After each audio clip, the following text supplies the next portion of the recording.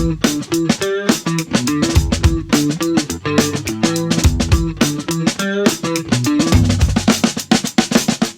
guest today is Steve Smith. Steve, welcome back to the show. Hi, Dave. Thanks for having me again. It's wonderful to have you because, as I'm not sure if you remember this, you were the very first person that I interviewed for this show over 15 years ago. Yeah, Code Mash, as I recall. Code Mash, exactly This right. is perhaps the third or fourth time, I think. At least the third. I'm not sure exactly. I'll have to go back over the 800 and some episodes to count. But we were talking about some generative AI, a really hot topic right now. There's a lot of hype around it. You're a bit more cautious about generative AI. Is that a fair statement? I think so. Yeah. I mean, I'm very excited about it, and I'm using it all the time. But the thing I'm cautious about is how businesses are jumping to adopt it, oftentimes by replacing their existing workforce. And you said you compared it to the outsourcing uh, boon of the early 2000s. That there's some parallels there that you brought up. Talk about that, please. Yeah, I think there are. So the offshoring craze of the early 2000s, maybe started in the late 90s, in our industry was a time before a lot of your listeners' time, probably, but it was one I lived through. And Me too. the dot-com bust had taken place in the early 2000s, and but infrastructure was good enough in a lot of other countries outside of the United States that it was cost effective for companies to offshore a lot of their IT and software development needs to companies located in India or other places in the Far East or in Eastern Europe, where the going rate for developers might be 1/10 of what it was for the equivalent United States workers. And so many companies, many CEOs and CTOs, saw that as a great opportunity for them to cut costs while still being able to deliver on the promises that they were making to their customers and stakeholders and et cetera. If all you And care about is cost, it's an yeah, easy decision.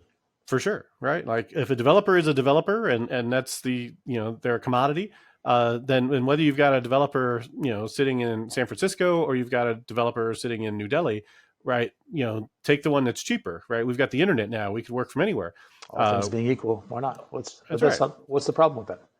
Well, it turned out, with the benefit of hindsight, that a lot of companies that did that ended up, reshoring a lot of their IT and development staff because they weren't particularly happy in the longer time frame with the results that they got. Right, they got code, they had applications built, but in many cases the quality wasn't there.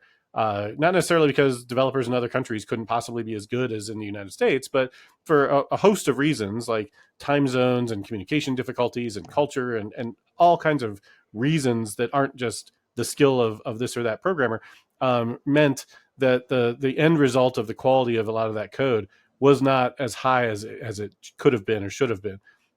And so the result was that they did build a lot of code quickly. A lot of times the way they would build it quickly was through copy paste programming. And so you would see a lot of lines of code being pushed out the door. And then eventually that amount of code had a lot of technical debt, is what we would call it today, because of all that duplication or because of other shortcuts that were made or things that help meet the deadline or meet the cost goals but weren't focused on quality. And so 5 years in, or sometimes even sooner, what a new feature that might have taken a week to build in the first year now is 3 months of work because of all the things it touches, and then another 3 months of chasing down all the bugs that it introduced. And that's because the architecture wasn't there. It was this spaghetti code mess, big ball of mud thing that was kind of just falling over under its own weight in many cases. Yeah, I think that answers an objection that I heard many times when I was in consulting was, yeah, if we get this code, if it's terrible or if the communication is bad, there's a lot of rework involved. And the Mm-hmm. response I got a lot of times was, so what? We can rework it 9 times if it's a tenth the cost, and we're still making money. But it's Right. not just the rework; it's the maintainability of it. There's a Sure. cost beyond that. That if you're building code that isn't maintainable, now your next feature, you're paying for it there. That's right. Yeah, the maintainability, the cost to build even the next thing, not to rebuild what you already have, but to build the next feature, it was just growing exponentially in many cases. And we see that with U.S. development too, right? I mean, it's not to say that Sure. every team that builds software in the U.S. builds something that's maintainable over the long term. It's a challenge, but it's an even bigger challenge when there are all these other variables in play, like time zones and culture and language and other Yeah. things, and difficulty coordinating and communicating. So um, I think that's a lot of the reason why offshoring 20-25 years ago resulted in a lot of not great, uh, what's the word I want, experiences for those involved, and many companies have since made the decision to bring back their developers and their teams, and to build things onshore for many things. Right, we still use offshore for a lot of options, but not necessarily replacing our entire development staff for many companies. Yeah, replacing development staff. I'm hearing these rumors now that AI, generative AI, is going to replace developers in the near future. And but you're saying there's parallels to what happened 25 years ago to what's happening now with the hype around Gen AI.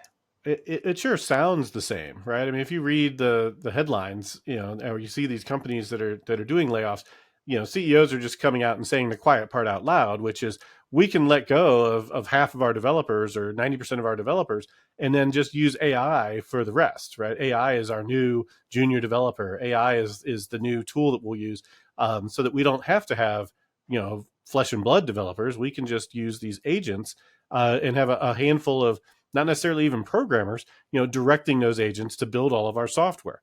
And the problem is that directing agents to build software correctly is not easy to do. You have a ton of communication overhead to try and get AI to do the right thing, and oftentimes it just refuses. Right? I mean, I've been using AI long enough to know that it doesn't matter how many times you say in the prompt not to do something. Sometimes it's just going to do it because it's a random statistical engine, and that might be true of a human too, but at least the human you can fire, right? Or you can discipline in some way or incentivize, have a conversation with. The AI is has there's no recourse. Hmm. There's the possibility that it could create wrong code or incomplete code, even if it does exactly what you tell it to do. Maybe you told it wrong. Maybe your prompting it is Right. Yeah. The developers insufficient. already fail in two ways. We build the thing wrong, or we build the wrong thing. And AI is going to do it the same, right? It's going to either build things wrong, or build the wrong thing in the cases where it fails, right? It shines in limited scope, net new greenfield development. If I want to build a brand new to-do app or a brand new calculator or something like that, right? AI is going to be able to spit that out, and I will take what would have taken me 10 hours of work, I can get done in an hour with some coding agents. But if I want to build something for a real customer, for an enterprise application with a lot of complexity and business logic, it's really difficult for that same AI agent to take in the entire complexity of a large code base, understand all the business rules and everything else, and then for me to give it a prompt that is specific enough and detailed enough that it's going to actually do the right thing, and not have me go back and forth with it for 8 hours trying to get it to do the right thing. And that's the really frustrating part, is like sometimes it's really close but you just can't quite get it there. And in some cases developers will waste more time trying to get the AI to do the right thing than it would have taken for them to just do it in the first place. Common problem with telling someone of delegating tasks. I That's right. learned that a lot. Okay, it's easier just for me to do it myself than Yeah, to yeah, and explain and to you you you how to do do get it. that same thing with junior developers or interns too. But the Yeah. point is, with the junior developer or the intern, they're learning, right? They're growing, and they're going to turn into that senior developer that's going to have that experience. The AI, the time you're spending with it, you're just chewing up tokens and wasting time for everybody. The AI is not getting smarter based on that. All right. But again, it's cheap. And even if you're wasting time, yeah, at $20 a month, unlimited tokens or unlimited, not unlimited tokens, but unlimited access, Hmm. that's still, you can make a lot of mistakes and still be cheaper than a human being. It's true. And I have some friends that are using AI, and they literally have like five different monitors going with agents running in all of them, working in parallel on different tasks, as a way to try and maximize the productivity they can get out of these agents. And they become the bottleneck, right? Trying to evaluate, like, when this one's done, that you need to look at what it actually did. And if you're not a programmer, it's going to be hard for you to evaluate that what it did was correct, right? But if you are a software developer using these tools, they can make you more productive. Again, mostly in the starting phases of applications, or some brand new, feature that has a limited scope. But the rub is it always going to be $20 a month? Because right now all those AI companies are trying to grab market share. They're trying to use uh, investor funding in order to prove out a product and develop an audience, develop a market, where then once things have settled down, they can actually become profitable. And for them to become profitable, they're not going to be able to be profitable charging $20 a month, right? And we don't know yet what the real cost is going to be for AI agents and the tokens and things that are going to be needed to build software with AI 5 years from now, when all the venture funding has dried up. But it's not going to be $20. It might be $200 a month. We see Claude AI is already up to that level. It might be $2,000 a month. It might be $20,000 a month. And there's some level at which companies are going to be thinking, looking at their AI monthly bill, how many developers could I have hired for this?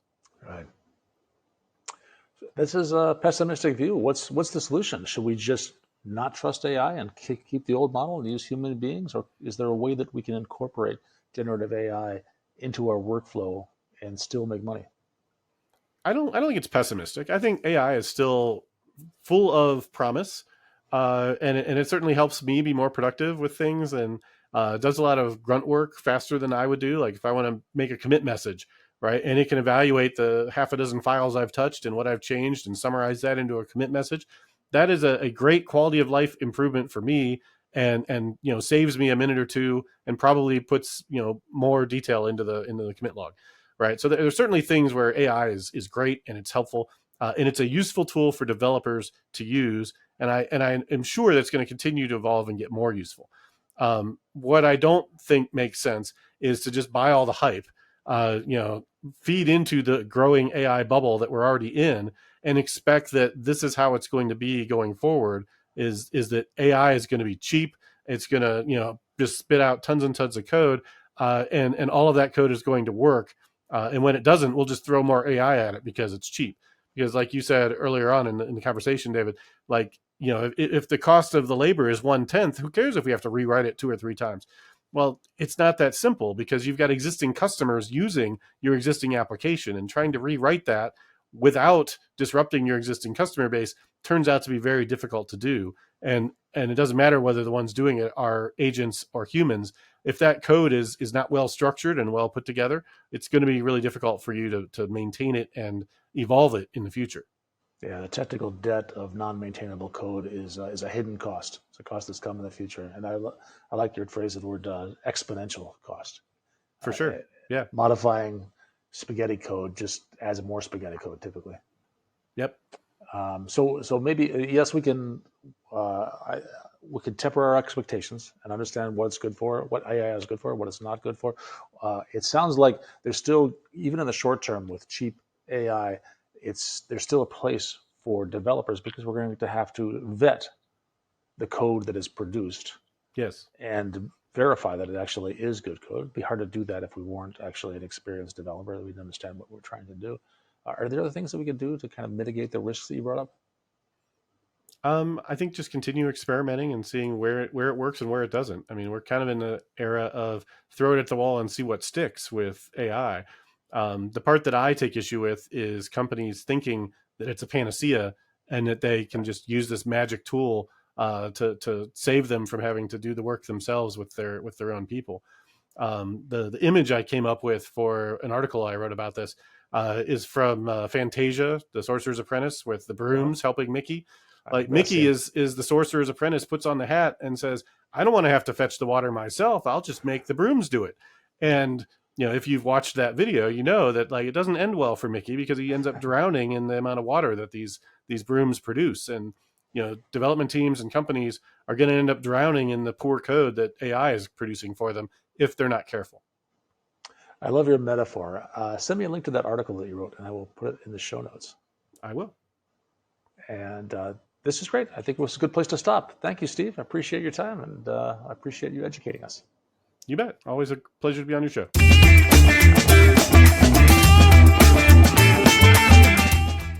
Listen, friends, technology just keeps moving ahead, but that doesn't mean that there aren't patterns that you can recognize if you know what's come before.